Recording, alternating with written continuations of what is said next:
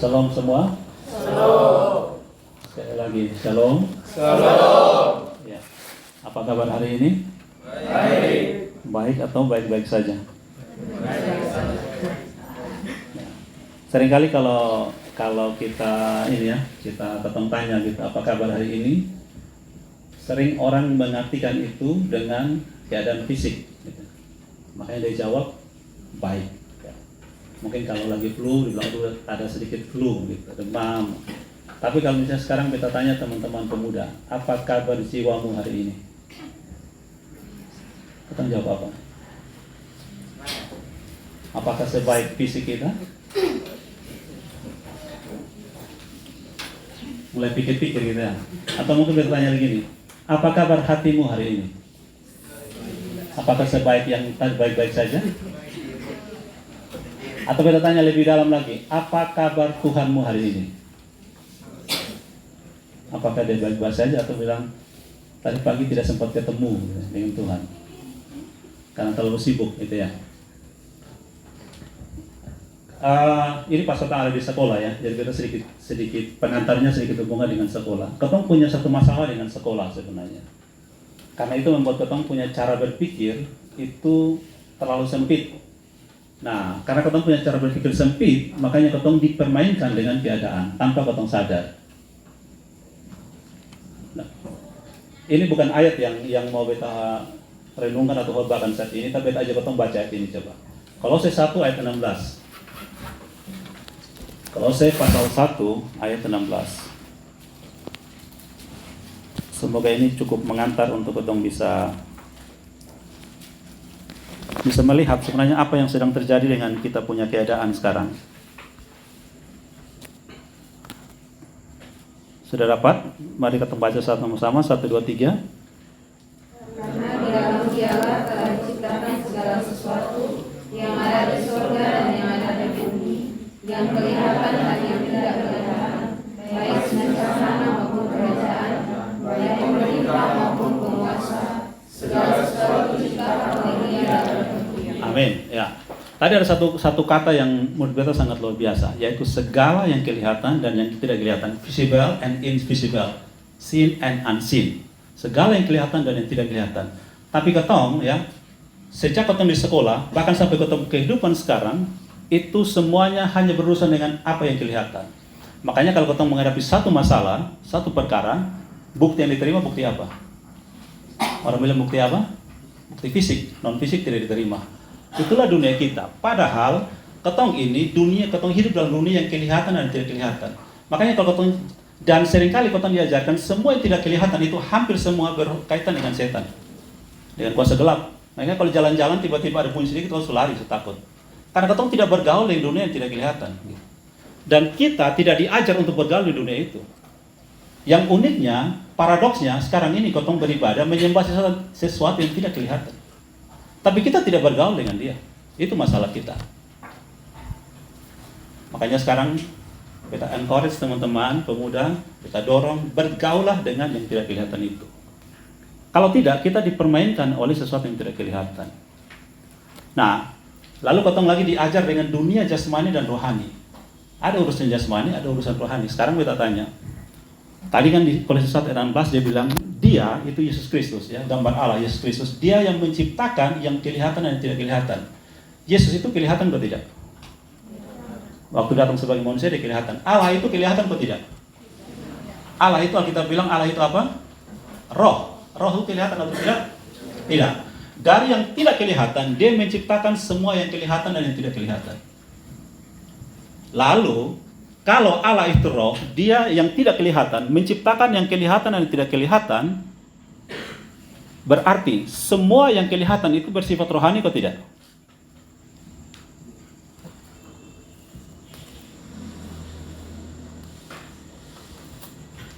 Ini bersifat rohani atau tidak? Ini mimbar. Ya? Kita manusia ini bersifat rohani atau tidak? Ya? Ada biasa kalau mau doa makan, orang mau doa, Tuhan terima kasih tadi kami sudah makan rohani, sekarang kami mau makan makanan jasmani.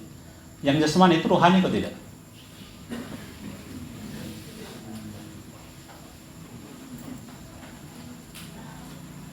Yang jasmani itu berasal dari rohani atau tidak?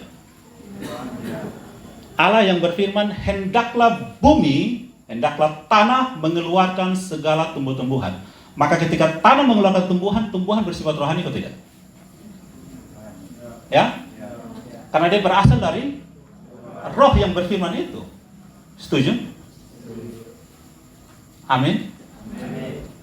Maka salah ketika orang memisahkan perkara jasmani dan rohani. Kalaupun dia harus menyebut jasmani rohani, dalam pikiran dia jasmani itu bersifat rohani. Karena semua yang kelihatan itu berasal dari apa yang tidak kelihatan. Setuju? Nah, mulailah belajar bergaul dengan apa yang tidak kelihatan itu.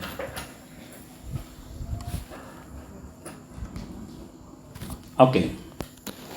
Hari ini beta diajak dengan teman-teman untuk merenungkan satu tema, Allah bekerja dalam segala sesuatu. Kita bisa artikan segala sesuatu itu yang kelihatan dan yang tidak kelihatan. Setuju atau tidak? Apakah hanya kelihatan saja Allah bekerja melalui itu? Tidak. Allah bekerja, bahkan apalagi dia Allah yang tidak kelihatan. Nah, mari kita baca satu bacaan yang cukup panjang yang diberikan untuk kita baca dari Kisah Para Rasul 27 ayat 33 sampai 28 ayat 10. Ketika hari menjelang siang, Paulus mengajak semua orang untuk makan. Katanya, sudah 14 hari lamanya kamu menanti-nanti saja, menahan lapar dan tidak makan apa-apa. Karena itu, aku menasihati kamu supaya kamu makan dahulu. Hal itu perlu untuk keselamatanmu. Tidak seorang pun di antara kamu akan kehilangan sehelai pun dari rambut kepalanya. Sesudah berkata demikian, ia mengambil roti, mengucap syukur kepada Allah di hadapan semua mereka, memecah-mecahkannya lalu mulai makan. Maka kuatlah hati semua orang itu, dan mereka pun makan juga. Jumlah kami semua yang di kapal itu 276 jiwa. Setelah makan kenyang, mereka membuang buatan gandum ke laut untuk meringankan kapal itu. Dan ketika hari mulai siang, mereka melihat suatu teluk yang rata pantainya. Walaupun mereka tidak mengenal daratan itu, mereka memutuskan untuk sedapat mungkin mendamparkan kapal itu ke situ. Mereka melepaskan tali-tali sau, lalu meninggalkan sau-sau itu di dasar laut. Sementara itu, mereka mengulurkan tali-tali kemudi, memasang layar topang supaya angin meniup kapal itu menuju pantai. Tetapi mereka melanggar busung pasir dan terkandaslah kapal itu. Haluannya terpancang dan tidak dapat bergerak, dan buritannya hancur dipukul oleh gelombang yang hebat. Pada waktu itu prajurit-prajurit bermaksud untuk membunuh tahanan-tahanan supaya jangan ada seorang pun yang melarikan diri dengan berenang. Tetapi perwira itu ingin menyelamatkan Paulus, karena itu ia menggagalkan maksud mereka dan memerintahkan supaya orang-orang yang pandai berenang terlebih dahulu terjun ke laut dan naik ke darat. Dan supaya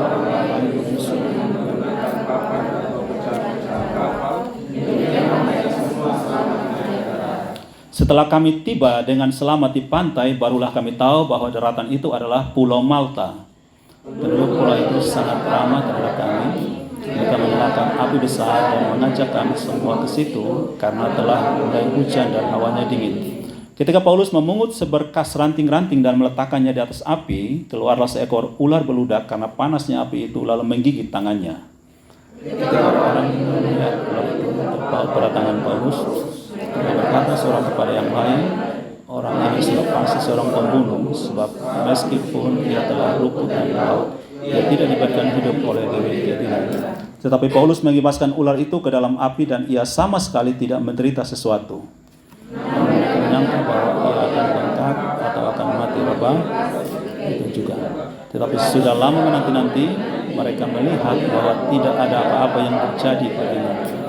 Maka sebaliknya mereka berpendapat bahwa ia seorang dewa. Tidak jauh dari tempat itu ada tanah milik gubernur pulau itu. Gubernur itu namanya Publius. Ia menyambut kami dan menjamu kami dengan rahmatnya selama 3 hari. Publius terbaring karena sakit demam dan disentri. Paulus masuk ke kamarnya, ia berdoa serta menempangkan tangan di atasnya dan menyembuhkan dia. Sesudah peristiwa itu datanglah juga orang-orang sakit lain dari pulau itu dan mereka pun disembuhkan juga. Mereka sangat menghormati kami dan ketika kami bertolak, mereka menyediakan segala sesuatu yang kami perlukan. Amin. Ya, demikian firman Tuhan. Ya, tadi ketika ketong sebelum masuk ke pemberitaan firman Tuhan, ketika kita bernyanyi, memuji dan menyembah Tuhan. Tadi MC katakan bahwa setiap kita ini punya pergumulan hidup ya, kita punya masalah. Tadi lagu pengantar untuk kita masuk ke renungan dikatakan apa? Sujud di altarnya ya. Ku bawa hidupku sekarang ya, semua beban Tuhan angkat. Seringkali kita punya persepsi begini, dan mungkin teman-teman pun ketika menjadi MC atau worship leader, mungkin ini sering dikatakan. Ada yang mengajak gini, ketika kita, bahkan ada lagu yang mengatakan apa, masuk ke hadiratnya dengan ucapan syukur, kemudian apa, tanggalkan bebanmu, betul ya? Tanggalkan bebanmu, lalu apa lagi? Ya ada bla bla bla, seterusnya ya. Sekarang beta berpikir begini, kalau setiap orang bisa datang kepada Tuhan dengan melepaskan bebannya lalu dia datang ke Tuhan, dia menanggalkan bebannya, dia datang kepada Tuhan, kira-kira dia perlu Tuhan tidak? Dia perlu Tuhan untuk apa? Kalau setiap orang mampu menyelesaikan masalahnya, mampu menanggalkan bebannya, kira-kira dia perlu datang ke Tuhan tidak? Kalau kau datang ke Tuhan, kau butuh apa sih dari Tuhan? Kalau sakit minta disembuhkan, betul ya? Tidak ada uang, minta uang dari Tuhan. Tuhan berkati dan pekerjaan. Tidak ada pacar, berdoa supaya Tuhan kasih pacar. Sudah pacaran, mau menikah, berdoa supaya Tuhan nikahkan. Kalau semua itu kita bisa dapatkan, kita perlu Tuhan tidak? Perlu untuk apa? Kalau teman-teman yakin bahwa mulai hari ini sampai 10 tahun ke depan tidak akan kekurangan apapun, semua cukup bahkan berlebihan, butuh Tuhan atau tidak? Butuh untuk apa?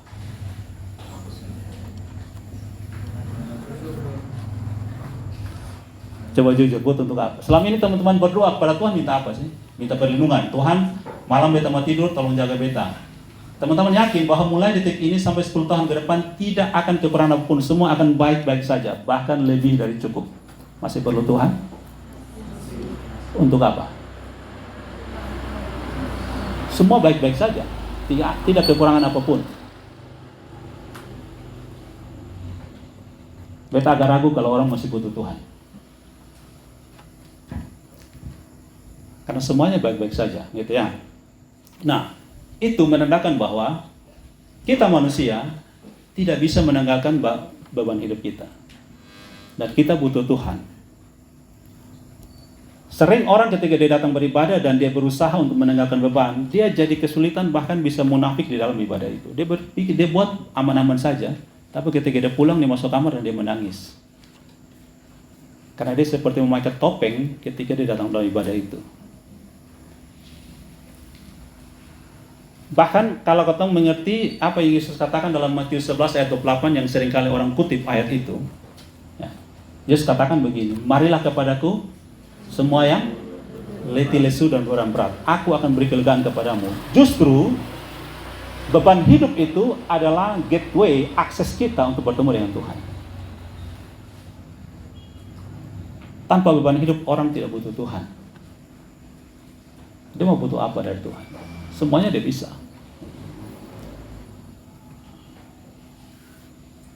Kalau kita tidak menyadari kita punya keterbatasan, kita punya ibadah itu hanya sebuah kamuflase. Kalau orang tidak mengerti tentang akibat dari dosa, bahwa dia orang berdosa dan akibat dari dosa itu sangat fatal, dia tidak mengerti makna dari anugerah itu.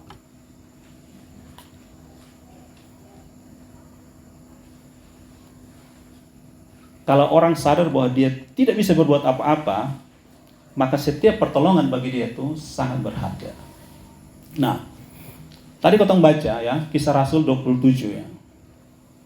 Beta aja kotong untuk sebelum kotong masuk kepada apa maknanya bagi kotong sebagai pemuda masa kini, beta aja kotong melihat sebuah keunikan dari kisah para rasul, dan beta berharap setelah itu teman-teman pemuda lebih kagum lagi kepada Tuhan dan Alkitab yang Tuhan berikan kepada kita. Kitab Kisah Para Rasul itu, ada orang mengatakan begini, sebenarnya itu tuh bukan kisah para rasul sebenarnya. Ada yang mengatakan bahwa lebih cocok kitab Kisah Para Rasul itu namanya kitab kisah karya Roh Kudus. Bukan, jadi para rasul itu bukan sentral dari kisah itu, tapi Roh Kudus. karya dia membangun gereja Tuhan dan memelihara, menjaga gereja itu seberapapun tantangan dan masalah yang mereka hadapi. Dia sanggup pelihara gereja itu. Ada dua ayat yang menurut beta menjadi kunci, bahkan sebenarnya kalau mau bilang satu saja lah. Yang kunci dari kitab Kisah Para Rasul itu ada di Kisah 1 ayat 8. Kisah Para Rasul 1 ayat 8, dia bilang bahwa, dan kamu akan menjadi saksiku kalau Roh Kudus turun ke atas kamu. Dan kamu akan menjadi saksiku di Yerusalem, Yudea, Samaria, dan sampai ke ujung bumi. Kisah Para Rasul dimulai dengan itu. Cerita Yesus mengatakan kepada para murid. Dan habis Kisah Para Rasul, sebenarnya ayat itu sudah tergenapi.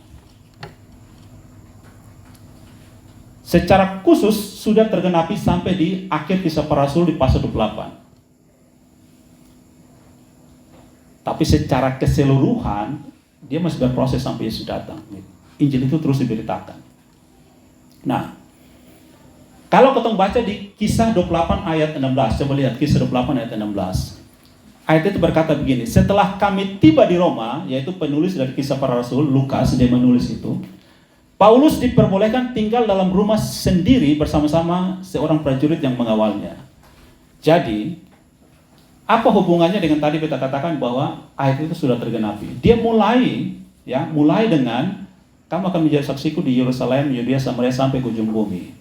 Pada masa itu, masa ketika Kisah Para Rasul ini tulis, orang-orang pada masa itu di seluruh dunia menganggap bahwa Roma adalah ujung dunia. Roma itu ujung bumi. Anggapan mereka pada saat itu. Makanya, sebenarnya yang tadi kita bilang, secara khusus, Kisah 1 ayat 8 itu tergenapi pada saat itu. Makanya teman-teman lihat ya, lihat Injil itu. Kalau kita lihat dari Kisah 1 sampai 12, itu cerita bagaimana Injil masuk, mulai disebarkan di Yerusalem, Yudea, Samaria. Pasal 13 dan seterusnya, itu Injil mulai keluar dari Palestina itu. Dan dia sampai ke Roma. Jadi sekali lagi, ketika orang pada masa itu anggap bahwa Roma adalah ujung bumi, ujung dunia, sehingga Injil sudah tergenapi sampai di sana. Tapi sekarang begini, kenapa dia harus sampai ke Roma? Pada masa itu, kalau teman-teman sudah belajar sejarah, pernah dengar ada namanya Pax Romana. Pernah dengar itu? Pax itu dari bahasa Latin sekarang ini peace, ya, Pax dari peace, damai Roma. Teman-teman pernah dengar orang bilang banyak jalan ke Roma? All roads lead to Rome. Semua jalan itu sampai ke Roma. Pada masa Kaisar Agustus, dia membangun kekaisaran Romawi. Dia memikirkan bagaimana untuk Roma ini bisa benar-benar sejahtera. Maka dia membangun semua fasilitas, infrastruktur, semua yang untuk memperkuat Roma. Supaya apa? Supaya dari Roma itu bisa dengan mudah dia bergerak ke seluruh daerah jajahan, seluruh provinsi, seluruh kerajaan yang dia jajah. Dan dari segala provinsi, kerajaan-kerajaan yang dia jajah itu bisa datang ke Roma. Pada masa itu, dia membangun semuanya, jalan ke sana. Makanya orang bilang, all roads lead to Rome. Semua jalan itu pasti menuju ke Roma. Supaya ketika kalau dia mau menyerang, pasukannya itu mudah untuk berjalan. Cepat, kalau ada berita diberitakan untuk masalah administrasi, keuangan, pajak, semua gampang, jalan cepat.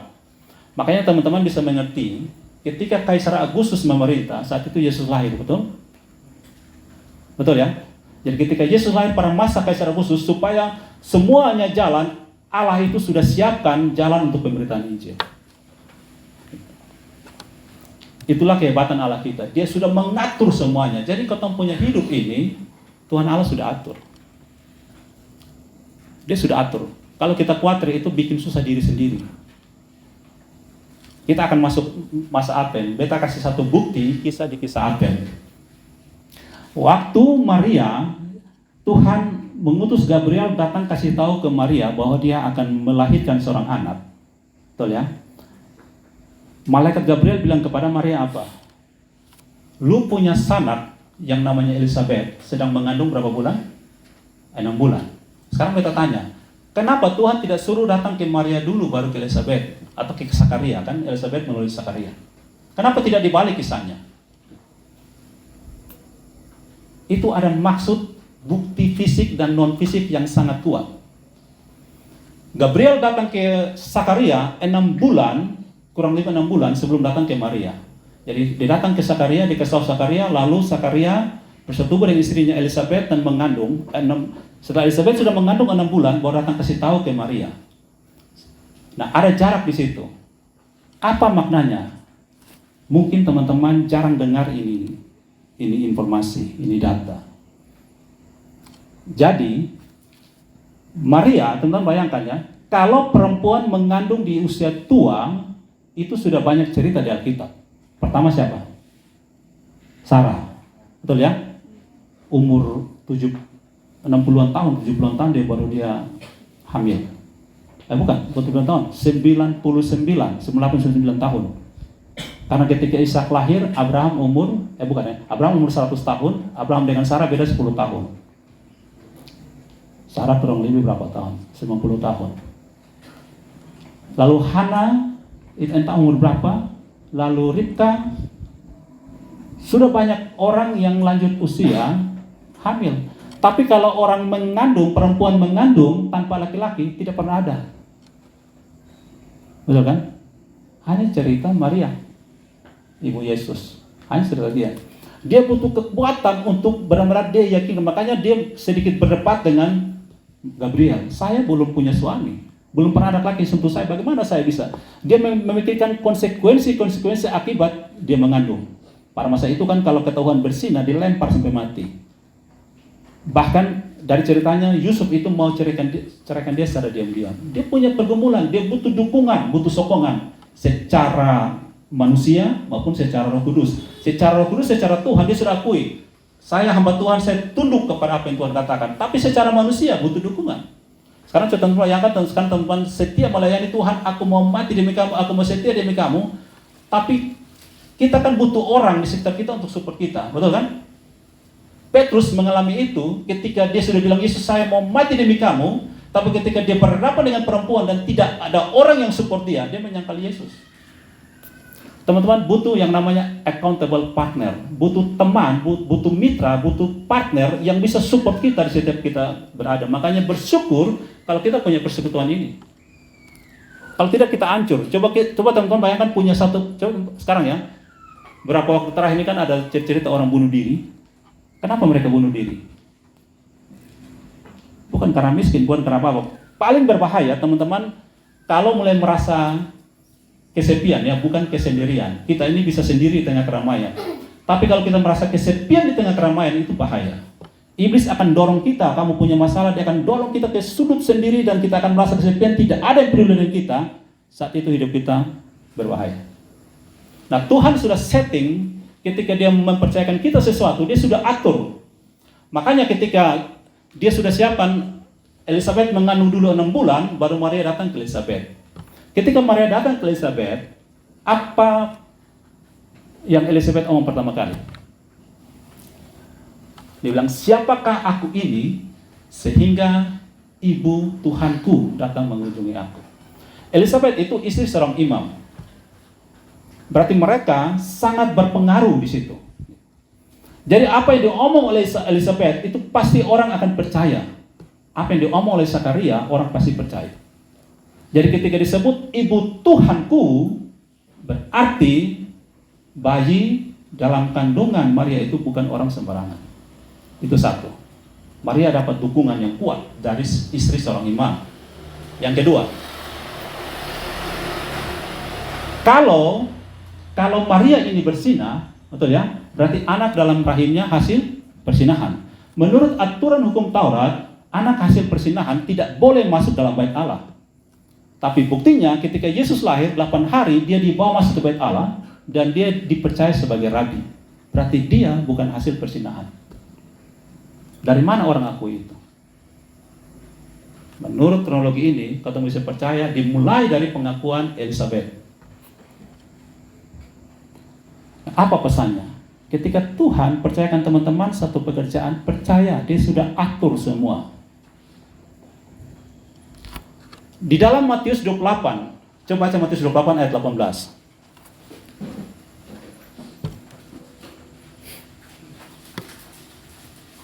Apa lo kalau baca?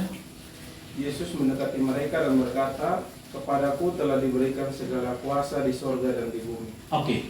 Baru masuk ke ayat 19, pergilah. Oke ya. Nah, beta ajak teman-teman baca ini untuk memperkuat yang tadi saya sampaikan sebelumnya. Yang pertama begini ya. Perintah itu didahului oleh otoritas. Sekarang kita tanya teman-teman. Pernahkah terjadi satu negara, satu kerajaan mengutus tentaranya berperang tanpa diperlengkapi? Ada pesannya. Coba baca mulai dari mitologi, cerita-cerita khayalan, bahkan sejarah dunia, sejarah bahkan di Alkitab pun pernah tidak ada satu raja utus dia punya pasukan tentara pergi berperang tanpa perlengkapi, tanpa melatih, tanpa kasih makan minum, tanpa kasih senjata. Ada atau tidak? Dia namanya bunuh diri dan bunuh raja sendiri, betul ya? Berarti kalau tentara diutus, artinya dia sudah diperlengkapi. Diperlengkapi itu maksudnya diberikan otoritas, diberikan kemampuan. Jadi otoritas berdiri di depan perintah. Jadi kalau teman-teman sudah diperintahkan oleh Tuhan untuk melayani, artinya teman-teman sudah diperlengkapi. Diterima dengan iman. Jangan dulu yang tadi beta bilang, kan kelihatannya beta masih bodoh-bodoh, bloon-bloon, menyiasat kiri-kiri, tidak bisa apa-apa. Itu soal yang kelihatan. Nah, kalau dilatih, bisa. Gitu. Karena secara tidak kelihatan, teman-teman sudah diperlengkapi.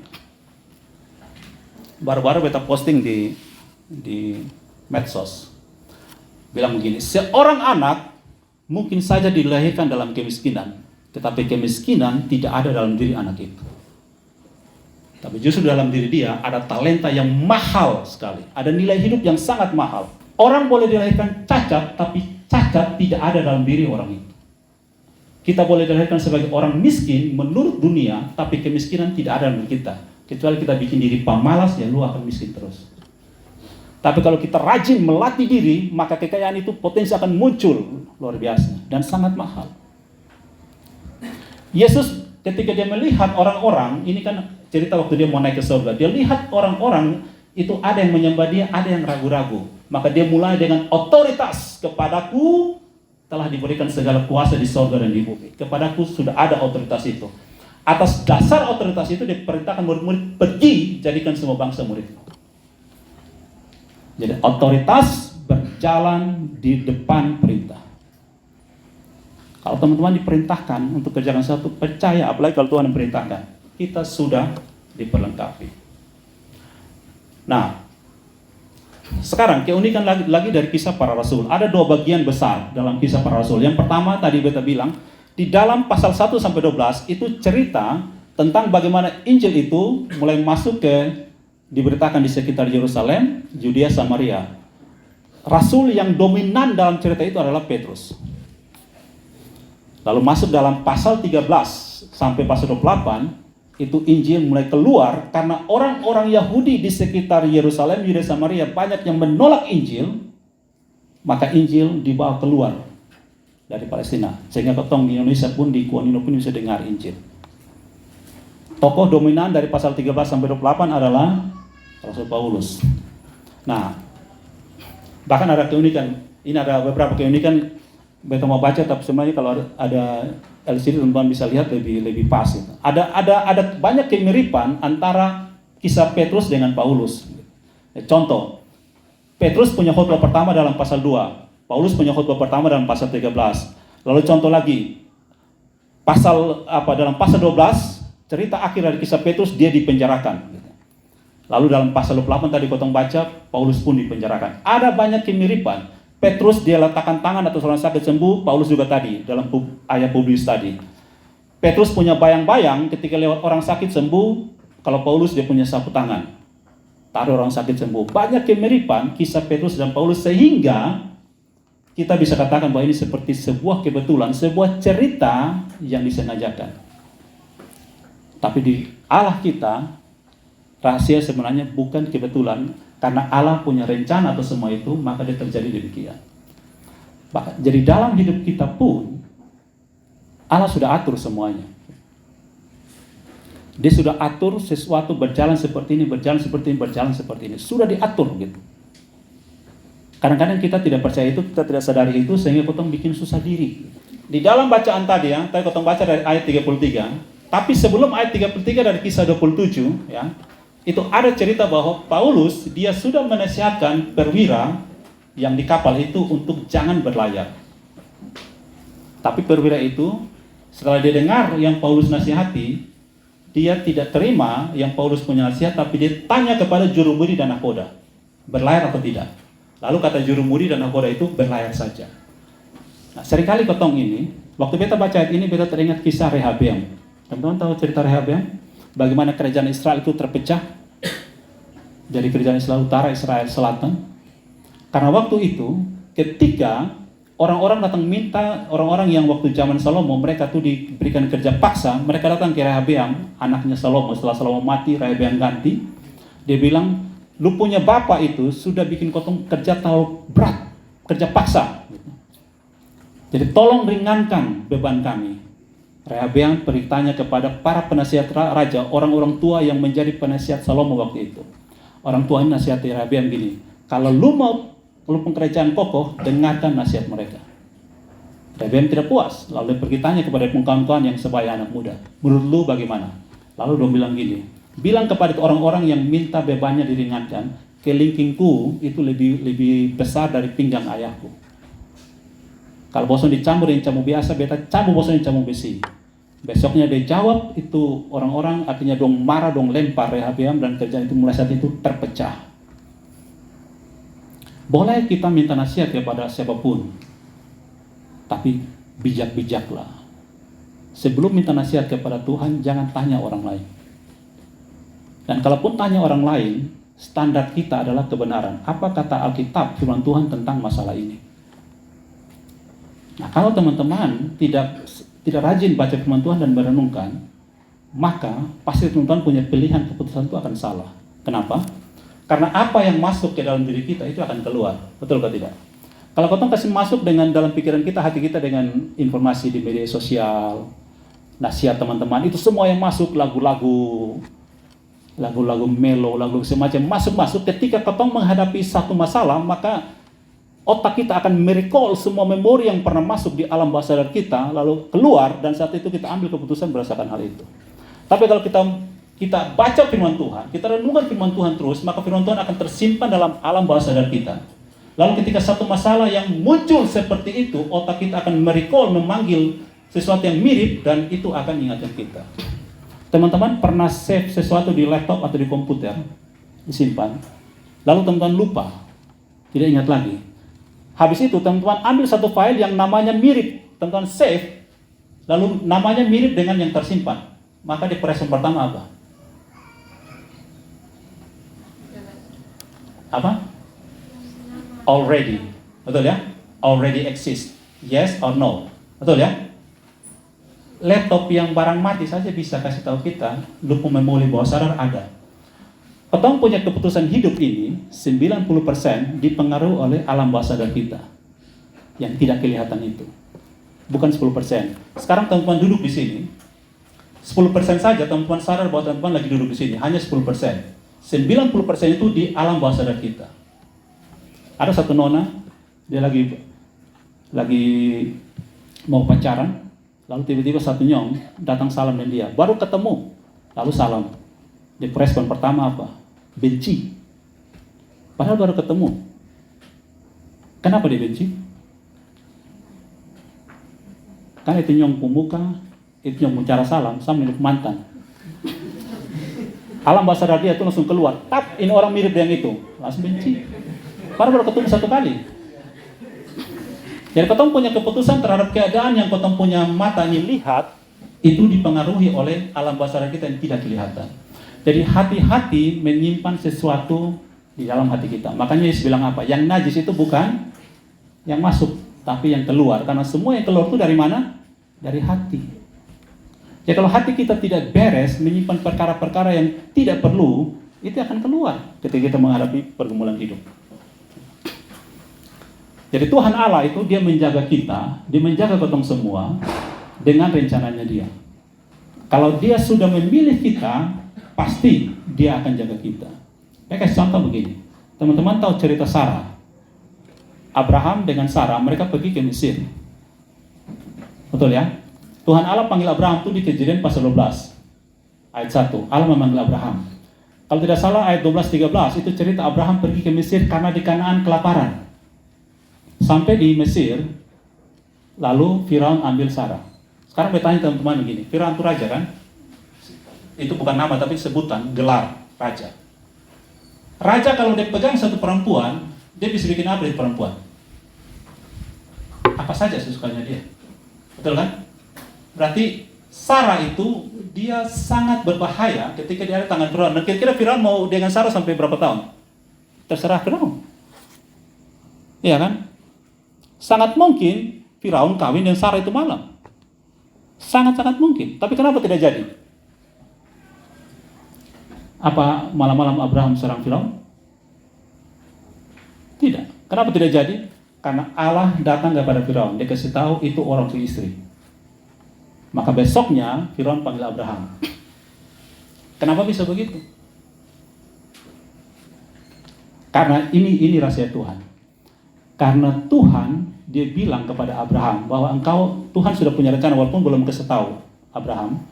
Nah, kita baca di pasal 19, 16, 17 kita akan tahu bahwa Tuhan bilang bahwa dari rahim Sarah akan keluar satu anak. Sarah itu seumur hidupnya dia hanya melahirkan satu anak. Jadi dari rahim Sarah hanya akan keluar satu anak. Sekarang coba bayangkan kalau Firaun kawin dengan Sarah itu malam. Rahim Sarah itu dijaga oleh Tuhan. Yang boleh membuahi sel telur Sarah itu hanya Abraham. Kalau Tuhan punya rencana hidup kita dan kalau ketong imani itu percaya kita akan baik-baik saja. Sesulit apapun keadaan kita akan baik-baik saja. Masalah hidup tidak akan bisa menghancurkan kita. Masalah hidup tidak akan bisa hancurkan iman kita. Tapi masalah hidup dipakai Tuhan untuk membuktikan iman kita seperti apa. Dan kepada siapa kita beriman. Mau masalah hidup seperti apapun tidak akan bisa hancurkan kita. Tidak akan bisa. Hanya menunjukkan, oh lupa iman itu hanya segini. Oh lupa iman itu begini. Ya itu. Tidak lebih dari itu. Tuhan yang jaga. Ada cerita tentang Ribka. Ribka pun cerita sama. Ishak dan Ribka pergi ke Filistin. Lalu Abimelek lihat mereka. Abimelek ambil Ribka. Lalu Tuhan tegur Abimelek. Kenapa? Karena Ribka hanya akan melahirkan satu kali melalui Ishak. Lalu sekarang ya, kita punya kisah hidup bagaimana? Percaya gitu. Tuhan akan jaga kita. Yang berikut. Ada cerita tadi dalam kita punya bacaan, ketika Publius tahu bahwa Paulus ini bisa sembuhkan, bisa terluput, kan doa anggap dia seperti dewa kan? Karena itu ular beludak gigit dia aman. Jadi Publius karena tahu dia pembapa sakit, dia panggil Paulus, kunjungi dia pembapa. Nah, sekarang kita tanya, Publius orang beriman atau tidak? Ya? Tidak tahu. Ya. Publius tidak sempat ketemu dia tanya. Publius punya bapak beriman atau tidak? Tidak tahu juga ya. Anggap saya mereka tidak beriman karena mereka tidak ada informasi bahwa mereka kenal Tuhan, betul ya? Injil belum pernah sampai ke sana karena orang yang memberitakan Injil pertama kali keluar itu kan Paulus kan, dan Paulus baru sampai ke situ, dia belum memberitakan Injil. Teman-teman pernah dengar kata orang bilang begini, entah pendeta, entah presbiter, majelis apapun atau tim doa apapun, biasa kalau mau doa orang mereka bilang begini, lu kalau tidak beriman, lu tidak akan sembuh. Pernah dengar? Sering dengar begitu? Nah, sekarang ini Publius punya bapak sembuh atau tidak? Dia beriman atau tidak? Banyak cerita dalam Alkitab orang disembuhkan tanpa iman. Orang itu. Contoh yang pertama, waktu hamba perwira di Kapernaum, tahu ceritanya? Yang bilang kepada Yesus, perwira Kapernaum, tak usah datang ke rumah saya, ya kan? Cukup omong satu kata saja, betapun hamba ini sembuh. Itu hamba itu ada beriman atau tidak? Tidak tahu. Tidak ada bilang dia beriman. Yang beriman siapa? Itu perwira. Maka Yesus bilang, di antara Israel pun saya tidak pernah ketemu orang punya iman seperti perwira ini. Ya. Lalu cerita perempuan Sirofenisia yang bilang, Anjing pun makan remah-remah yang jatuh dari meja tuannya. Dia datang kepada Yesus, dia kejar-kejar Tuhan Yesus untuk sembuhkan dia anak yang kerasukan setan. Tuhan Yesus bilang apa? Tidak patut ambil roti yang disiapkan untuk anak-anak lemparkan ke anjing. Karena orang Yahudi pada masa itu anggap orang-orang non-Yahudi itu anjing, kafir, anjing, bukan manusia. Tapi perempuan bilang apa? Benar Tuhan, anjing pun makan remah-remah yang dibuang oleh anak-anak itu. Itu sebenarnya satu kata nubuatan bahwa Injil itu akan keluar dari Palestina karena mereka menolak Injil. Yang beriman siapa? Orang kerasukan setan bisa beriman ke sana. Lagi kerasukan setan, panggil Yesus, panggil Yesus. Oke, mereka mau panggil Yesus kok lagi kerasukan setan. Yang beriman siapa? Dia mama, ya kan? Lalu ada cerita di Yohanes, kalau tidak salah pasal 9. Orang yang sakit di kolam Bethesda, yang kalau itu air kolam meluap-luap karena malaikat datang, siapapun yang pertama kali masuk, sembuh apapun penyakitnya. Di situ ada terbaring orang yang sakit 38 tahun, dia sakit. Yesus sembuhkan dia. Sekarang kita tanya, dia beriman atau tidak? Bahkan dia tidak tahu itu Yesus. Yesus cuma datang tawarkan dia, lu mau sembuh?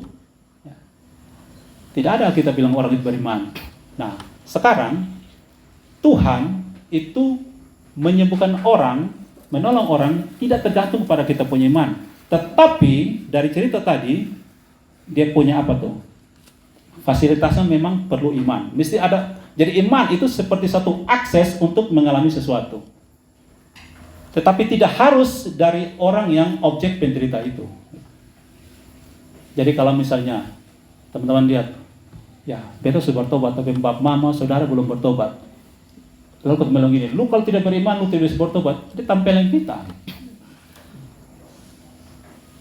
Ya cukup kita, makanya ada kita bilang kalau satu orang dalam satu keluarga diselamatkan, seluruh keluarga akan diselamatkan. Berdoa untuk kita punya bapak mama, saudara, teman, berdoa melalui iman kita.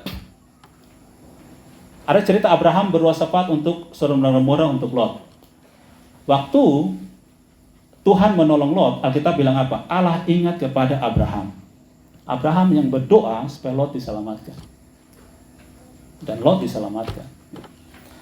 Ya, jadi kita bersyukur untuk apa yang Tuhan percayakan kepada kita, dan bersyukur kalau teman-teman Tuhan berikan iman untuk percaya gitu.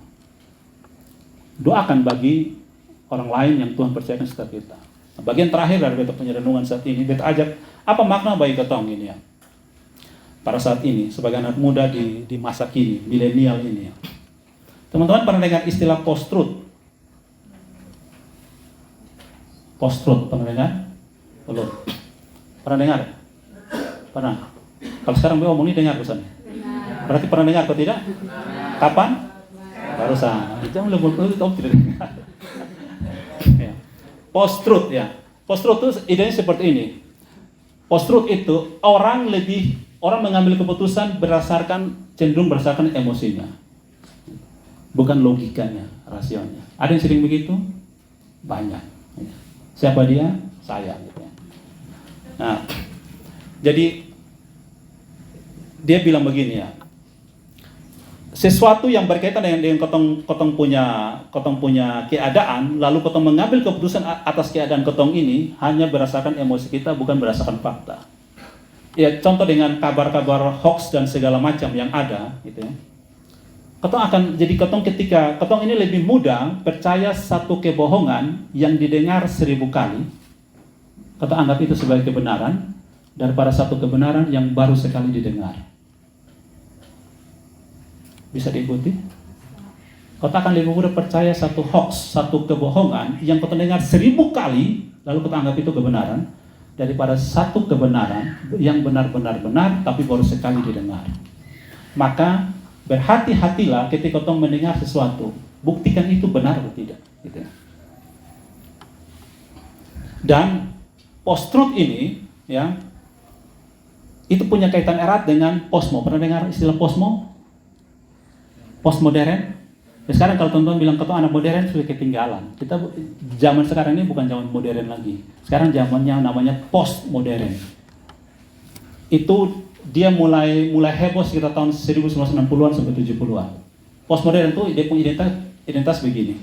Kalau modern itu orang di zaman modern pegang kebenaran absolut, kebenaran yang universal. Ini benar-benar, mau manapun tetap benar. Tapi kalau postmodern itu sering teman-teman bilang begini, kebenaran lu, kebenaran gua, kebenaran gua. Lu jangan ganggu beta tidak akan ganggu lu. Kebenaran itu bersifat relatif. Di sana benar, belum tentu di sini benar. Itu postmo. Dan identik dari ciri postmo adalah gini. Kalau dulu orang bikin rumah, orang tanya gini, bikin rumah berapa air? Betul ya? Kalau sekarang orang bikin rumah tidak ada air-air. Betul kan? Rata, bentuk mulai aneh-aneh, menghindari yang namanya klasikal. Itu era postmo. Jadi kotong sekarang ini sudah hidup di dunia postmo. Kita dihantam dengan segala macam informasi yang meninggalkan kebenaran. Jadi orang yang berpegang pada ide postmo, ketika kotong baca Alkitab, dia bilang itu lupung kebenaran, tidak berlaku bagi beta.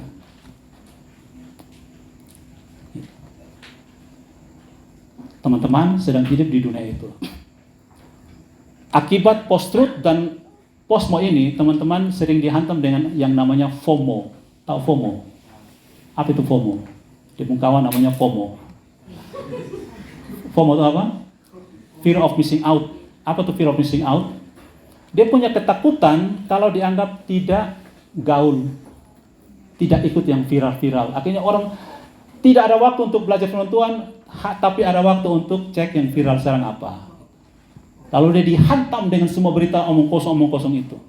Lalu ketika dia menghadapi satu masalah, yang keluar apa dari yang alam bawah sadar dia? Itu yang hoax-hoax itu yang keluar. Semua yang dia masuk karena dia landa dengan FOMO, fear of missing out. Takut kalau dibilang tidak gaul, tidak viral. Maka dia baca satu ayat, dia mengantuk. Dia 5 jam medsos, tidak ngantuk. Rata-rata orang Indonesia habiskan waktu di medsos itu 5 jam. Itu hasil survei, rata-rata orang Indonesia. Makanya, kalau orang susah tidur, ada di perumus. Kalau susah tidur, dengar khotbah. Baca Alkitab, pasti akan tidur. Dan Alkitab itu aromaterapi, ayat terapi untuk susah tidur. Nah, itu karena begitu. Itu yang tadi, sesuatu yang tidak kelihatan itu hantam kita. Ketika kita mulai baca firman Tuhan, si jahat, iblis itu akan ganggu kita punya pikiran untuk tidak bertahan dengan firman Tuhan. Tapi kalau dia baca yang bukan firman Tuhan, iblis biarkan tak usah ganggu. Itu dia fak. Kau akan betah sampai pagi pun kau betah. Jadi pekala terhadap apa yang harus kita. Nah, sekarang masalahnya ini ya, pemuda dihantam dengan berbagai berita dan menilai keadaan berdasarkan emosi, sehingga sulit untuk mempercayai realita yang sebenarnya. Bema kasih tutup dengan bagian realita ini, teman-teman.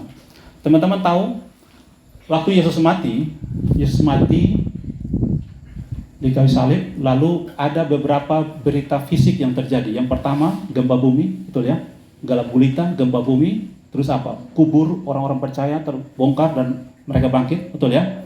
Lalu ada satu kabar bahwa tirai bait Allah terbelah 2 dari atas ke bawah. Teman-teman tahu apa fungsi tirai bait Allah? Fungsinya memisahkan ruang kudus dengan ruang maha kudus. Berarti tidak semua orang punya hak lihat ruang maha kudus. Ruang maha kudus itu tersimpan apa?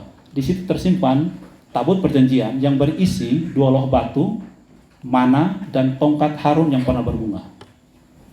Itu hanya boleh dimasuki oleh imam besar 1 kali setahun. Tapi kalau imam besar ketika dia akan diundi, maka cerita Sakaria, kan? Dia diundi, dia pun tugas masuk ke ruang maha kudus.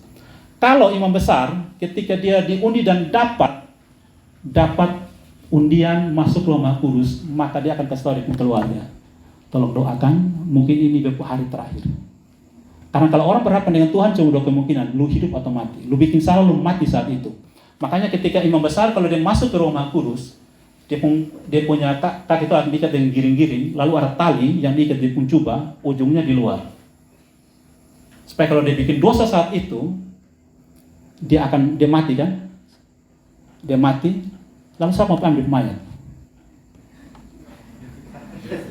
Lu masuk ambil, lu mati juga. Makanya ditaruh tali. Jadi kalau sekian lama dia tidak masuk, orang tarik tali dan dia keluar. Tapi katong sekarang kalau kita tadi bertugas worship leader, artinya ketika kita berkhotbah, kita worship leader, kita dosa pun tidak mati saat itu. Tapi pada masa Perjanjian Lama, lu selalu mati saat itu. Ada cerita ketika Daud mau pindahkan tabut bait Allah di rumah Obed Edom, bawa ke Yerusalem. Lalu Usa dan Ahio, anak-anak imam, kan aturan tabut perjanjian kalau dipindahkan tidak boleh sembarang orang pikul. Yang kalaupun mau pikul hanya imam besar yang sudah dikuduskan. Atau yang kedua, taruh di kereta, tapi kereta yang belum pernah muat beban. Lembu yang tarik pun lembu yang belum pernah tarik beban. Nah, ketika dia berjalan lewat semacam jalan yang agak miring-miring, ini kereta seperti mau jatuh, lalu Usa dan Ahio itu mau tolong, niatnya baik, mau bantu supaya ini tabut jangan jatuh, tapi Tuhan bakar mereka mati saat itu. Kadang-kadang, kotong ini tidak semua yang baik itu benar, tapi yang benar itu pasti baik. Jadi belajar untuk mengetahui apa sih yang benar. Jangan hanya ikut-ikut yang baik-baik saja. Nah, jadi kembali ke tadi cerita tabir bait Allah. Tabir bait Allah, kenapa dia tidak robek dari bawah ke atas? Kan kayaknya lebih asik kan kalau bawah ke atas, atau atas ke bawah lebih asik. Makna dari atas ke bawah, itu maknanya adalah itu pekerjaan Tuhan, bukan manusia. Yang kedua, ketika tabir bait Allah itu terbelah, maka orang siapapun yang di ruang kudus, dia bisa lihat apa yang ada dalam ruang maha kudus. Maknanya begini, di kerajaan Allah itu, kan waktu Musa buat itu rancangan tabut bait Allah, kan Tuhan bilang pada Musa di atas gunung Sinai, lu buat berdasarkan contoh yang lu lihat di sini. Artinya yang ada di bumi ini contohnya ada di sorga. Dan di sorga itu tidak ada dosa, betul ya? Nah, kalau tabir bait Allah ini peleh ruang maha kudus, itu berarti ada dosa. Nah, ketika tabir itu terbelah, artinya dosa itu sudah diampuni. Siapapun bisa masuk. Makanya Ibrani bilang, kita dengan penuh keberanian masuk ke ruang maha kudus. Apa tanda atau bukti dari tabir itu terbelah dan itu artinya dosa sudah diampuni? Ketika Yesus berdoa, Bapa, ampunilah mereka, karena mereka tidak tahu apa mereka berbuat. Pengampunan sudah tersedia, sehingga siapapun bisa melihat Allah. Mereka diampuni bisa melihat Allah. Jadi ketika kau datang kepada Tuhan, jangan bilang begini, Tuhan layakkan saya untuk datang kepadamu. Kalau kau bilang Tuhan layakkan saya untuk datang kepadamu, itu artinya kita merasa diri tidak layak. Lalu siapa yang melayakkan kita? Kalau tabir bait Allah itu sudah terbelah, berarti kita sudah dilayakkan. Jadi ketika kita datang pada Tuhan, jangan bilang Tuhan layakkan saya. Kita bilang apa? Tuhan, terima kasih untuk pengampunan yang saya terima dalam Kristus. Terima kasih karena Tuhan sudah layakkan saya. Jadi, kalau kotong berdiri, kan ada perjanjian lama, perjanjian baru. Perjanjian lama itu intinya begini, orang berjuang untuk bisa dilayakkan. Makanya prinsip perjanjian lama begini, siapa yang berbuat benar, dia yang diselamatkan. Tapi prinsip perjanjian baru, kita dibenarkan karena Yesus Kristus. Kita sudah dilayakkan. Makanya salah satu inti dari perjanjian baru adalah apa? Tetelestai. Dulu, kalau orang mau bawa persembahan korban kepada Tuhan, itu kan dong harus bunuh lembu, toh? Darahnya dipercikan. Itu darah pengampunan dosa. Betul ya? Dipercikan. Itu adalah perjanjian, kan Allah buat perjanjian dengan Musa disimbolkan dengan darah. Tapi kalau hari ini itu imam kasih persembahan, nanti orang berdosa datang bawa lagi kan? Masa potong punya manusia dengan hewan mana lebih berharga? Manusia kan? Walaupun hewan lebih tua dari kita toh, karena diciptakan lebih dulu. Ya, jadi kalau mau bunuh hewan, hati-hati. Itu senior tuh. Mau petik daun di pohon juga, hati-hati, itu senior. Karena tumbuhan diciptakan lebih dulu dari kita. Ya kan? Itu senior. Kalau senior saya petik dulu gitu. Nah, masa hewan itu bisa menebus kita? Kan tidak bisa kan? Itu hanya simbol. Gitu. Tapi ketika teman-teman ingat, yang sudah ikut perjamuan, semua ikut perjamuan kudus? Sudah? Waktu perjamuan, pendeta sering kutip perkataan Yesus yang juga dikutip oleh Paulus. Dia bilang apa? Cawan ini adalah cawan perjanjian baru. Darahku, Yesus bilang kan, yang ditumpahkan. Ini perjanjian baru. ditumpahkan bagi kamu. Perbuatan ini menjadi peringatan akan aku. Artinya, bahwa sekarang ini kau punya cara ibadah, cara datang kepada Tuhan berdasarkan darah Yesus Kristus. Dia berkorban sekali untuk selama-lamanya. Pengampunan sudah tersedia bagi kita. Karena itu datang beribadah pada Tuhan, dan kita hidup sehari-hari pun, hidup seperti orang yang sudah ditebus. Kita bukan berjuang untuk ditebus. Kita diselamatkan untuk bekerja, bukan bekerja untuk diselamatkan. Kita sudah diselamatkan. Milikilah cara persepsi itu. Sehingga ketika teman-teman begini, apa gunanya? Salah satu guna begini, ketika teman-teman berbuat dosa, kita kan sangat mungkin berbuat dosa. Loh. Seringkali orang kalau berbuat dosa, itu dia dihantam oleh iblis, untuk lu harus buat ini untuk diampuni. Itu gaya bernyanyi lama. Dan kita akan merasa tidak bisa apa-apa, karena ketong ini, iblis tipu ketong untuk bilang, lu belum dibenarkan, lu berdosa, lu parah, lu masuk neraka. Kita merasa tertindih, merasa kesepian. Gitu. Kalau ketong punya persepsi yang benar, saya sudah ditebus, maka ketika ketong berbuat dosa, ketong akan datang kepada Tuhan dan katakan, Tuhan sudah tebus beta, Tuhan sudah layakkan beta. Dan ketong bilang kepada iblis bahwa saya sudah ditebus. Bangkit kembali, jalan lagi. Begitu. Kalau ketong tidak punya persepsi ini, teman-teman, percayalah, ketong akan jadi mainan iblis. Karena ketong terus berjuang. Pernah kesana, teman-teman buat dosa, lalu doa satu kali minta ampun, merasa belum diampuni. Betul? Harus menangis dulu, harus meratap meraung-raung dulu, harus teriak-teriak dulu. Seolah-olah ketong berpikir bahwa dengan berkorban lebih, ketong diampuni. Itu cara kerja iblis. Tapi ketika ketong datang minta ampun, percaya saya sudah diampuni oleh Tuhan. Saya sudah ditebus. Tuhan, saya mau berjuang lagi. Ada satu kisah nyata, satu anak pendeta di Amerika. Ini anak pendeta. Dia anak yang sangat-sangat mengasihi Tuhan, tapi dia selalu jatuh dalam dosa. Semakin dia berusaha untuk hidup benar, dia jatuh sampai akhirnya dia putus asa. Lalu dia putuskan untuk bunuh diri. Sebelum dia bunuh diri, dia tulis satu surat. Nah, orang tahu, setelah dia mati baru orang baca itu surat, orang tahu kenapa dia bunuh diri. Dia bilang begini, Tuhan, aku sangat mengasihi Engkau dan Engkau tahu aku sangat mengasihi Engkau. Tapi aku berbuat dosa terus menerus sehingga aku tidak mau lagi menyakitimu, aku bunuh diri. Karena apa? Dia tidak mau lagi menyakiti Tuhan. Nah, itu karena dia berjuang untuk bisa diselamatkan sendiri, tidak bisa. Iblis akan hantam kita dengan lu punya persembahan, lu punya penyembahan, lu punya usaha, tidak cukup. Karena memang usaha kita tidak akan pernah cukup. Pengorbanan Kristus sudah cukup bagi kita. Ya kalau sekarang teman-teman lagi bergumul dengan dosa, dengan hal yang sangat sulit, tidak bisa, percaya bahwa kamu sudah ditebus. Bangun jalan lagi, bangun usaha lagi, jatuh bangun usaha lagi, jatuh bangun usaha lagi. Kita punya usaha sendiri tidak bisa. Jangan percaya dengan apa yang namanya follow your heart. Menurut Yeremia 17:9, hati itu licik. Ikuti kebenaran. Apa kata firman Tuhan tentang kamu? Ingat, kenyataan harus tunduk kepada kebenaran. Kenyataannya sekarang ini kotong lemah, betul? Kotong tidak kuat. Tapi kebenarannya apa? Kebenaran adalah di dalam kamu ada Roh Kudus Tuhan. Dan roh yang ada dalam kamu lebih hebat, lebih berkuasa, lebih besar dari apapun ada dalam dunia ini. Itu kebenaran, percaya itu. Beta pernah tanya satu orang yang dia orang yang hebat di Indonesia ini.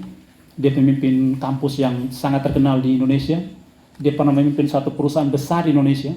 Setelah beta jemput dia dari bandara, ajak pergi makan. Di tengah jalan beta duduk satu mobil dengan dia, duduk di sebelah kanan dia, beta tanya, Pak, beta ini pemimpin baru di sekolah. Apa nasihat Bapak untuk beta? Dia orang hebat, orang sangat berhasil, orang yang sangat takut Tuhan. Dia punya nasihat pada beta begini, driver, hanya satu, baca firman Tuhan dan percaya itu. Itu saja, tidak ada yang lain. Nah, teman-teman, iblis akan tipu teman-teman bilang begini, bahkan mungkin tidak dilakukan. Lu boleh beribadah, lu boleh melayani, lu boleh baca Alkitab, tapi satu, jangan percaya itu. Jadi kau mau baca-baca pun kau tidak percaya. Gitu. Iblis tidak akan larang orang untuk pergi gereja, pergi saja. Gitu. Tapi jangan percaya apa yang dikhotbahkan oleh pendeta. Jangan percaya apa yang lu baca kitab. Itu semua omong kosong. Lu lihat, lu baca begini tapi orang begini. Orang Indonesia begini tapi begini. Jangan percaya.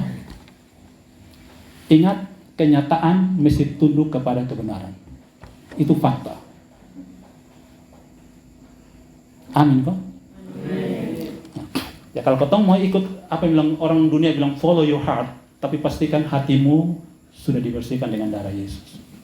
Kalau tidak, kamu akan tersesat. Bagian penutup. Teman-teman tahu ketika iblis mencoba Yesus di padang gurun, ya. Yesus, Alkitab bilang setelah Yesus berpuasa 40 hari, betul ya? Maka laparlah dia. Iblis coba Yesus berapa kali? Ya? 3 atau 2,5? 3 ya? 3 kali. Ada cobaan ubah batu jadi roti, betul? Lalu loncat dari hubungan bait Allah, betul? Lalu sembah aku, maka seluruh kekayaan dunia aku berikan kepadamu, betul ya? Sekarang, apa pencobaan Yesus yang pertama kali? Yang dialami iblis coba Yesus pertama kali apa? Ubah batu jadi roti. Kenapa bukan suruh loncat turun dari hubungan bait Allah? Atau kenapa bukan sembah iblis untuk dapat seluruh kekayaan? Ya? Ya, iblis tahu Yesus lapar. Ini rahasianya teman-teman. Saat engkau butuh sesuatu, iblis akan datang coba kamu. Saat kamu butuh pacar, dia akan coba kamu. Saat kamu butuh pekerjaan, dia akan coba kamu. Ingat teman-teman, tidak semua pekerjaan itu datang dari Tuhan. Kalau orang bilang begini, ada 3 hal yang mesti lu analisa sebelum terima kerja. Yang pertama, kalau pekerjaan itu membuat lu tidak punya waktu lagi dengan Tuhan. 1. Kalau pekerjaan itu membuat lu tidak ada waktu lagi beristirahat, me time. Kalau pekerjaan itu membuat kamu tidak punya waktu dengan orang tua, keluarga, orang terkasih, hati-hati. Sangat mungkin dari Tuhan. Firaun, waktu orang Israel minta mau kerja, minta mau pergi beribadah, betul ya? Firaun bilang tambahkan pekerjaan untuk mereka supaya mereka capek dan lelah dan tidak pikir ibadah lagi. Hati-hati, jangan makar rapat, jangan kita sosok, analisa itu dengan Tuhan. Saat kau butuh sesuatu, iblis akan datang coba kita. Jadi gumulkan itu sungguh-sungguh dengan Tuhan. Apakah ini yang Tuhan berikan atau tidak? Bersyukur kalau kalian punya, tapi kalau tidak punya berdoa supaya Tuhan kirimkan kepada kalian seorang accountable partner. Pasangan yang pas untuk hidupmu. Ini bukan saja soal bicara tentang pasangan hidup, tapi teman pelayanan, sahabat dan lain-lain. Daud punya accountable partner yang namanya Nathan, Nabi Nathan. Makanya ketika Nabi Nathan Daud jatuh dalam dosa, Tuhan utus Nabi Nathan tegur dia. Daud itu dia sudah bunuh seorang pahlawan yang namanya Uria untuk dapat itu istri. Sangat mungkin dia bunuh itu Nabi Nathan. Tapi dia dengar nasihat Nabi Nathan. Perwira yang pimpin itu kapal yang bawa Paulus itu punya accountable partner yang namanya Paulus. Maka ketika Paulus nasihati, memang awalnya dia tidak dengar, tapi kemudian yang kedua dia dengar. Karena itu dia mau selamatkan Paulus. Yang dong takut itu tawanan-tawanan mau lari, dong mau bunuh semua tawanan, tapi itu perwira dia halangi. Jadi accountable partner ini, seseorang pernah bilang gini ya, kalau seorang teman itu selalu bilang ya ke kita, maka dia itu bukanlah seorang teman. Teman itu harus bisa bilang tidak ke kita. Berdoalah untuk teman-teman punya accountable partner. Orang yang mengerti kita, kenal kita, tapi dia bisa bilang tidak kepada kita. Kalau teman-teman bergumul untuk accountable partner itu juga seorang yang nanti jadi kalian punya pasangan hidup, punya suami, punya istri. Maka beta kasih tahu 3 hal untuk teman-teman bergumul untuk pasangan hidup. Yang pertama, berteman sebanyak-banyaknya. Boleh sebut ulang sama-sama 1, 2, 3. Berteman. Berpacaranlah secukupnya. menikahlah untuk selama-lamanya. Oke, amin. Nah, update status habis ini ya. Bertemanlah sebanyak-banyaknya, jangan mau menikah kita kurung di kamar, di medsos, nanti kau menikah dengan medsos, anak pun di-download. Mau pasangan ini masih download tapi belum komplit, karena aku tiap hari di kamar. Berteman sebanyak-banyaknya, berpacaran secukupnya, dan menikahlah selama-lamanya. Amin.